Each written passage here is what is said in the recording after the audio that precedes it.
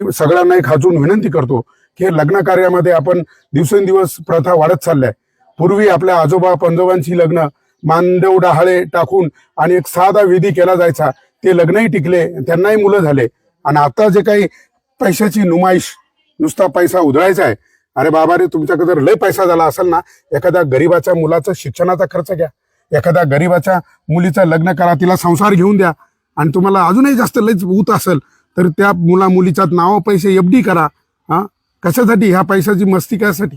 आता आपण पाहिलं मागे वाडीवाऱ्याला जाताना एक जोडपं एक ट्रक खाली गेलं. कुठं चाललं होतं ते? हळदीला.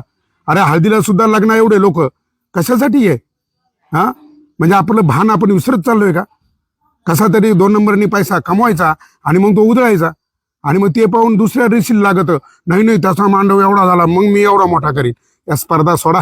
एकमेकाची जिरवायापेक्षा पाणी आडवण पाणी जिरवा, तिथं शेत्या फुलवा आपल्या.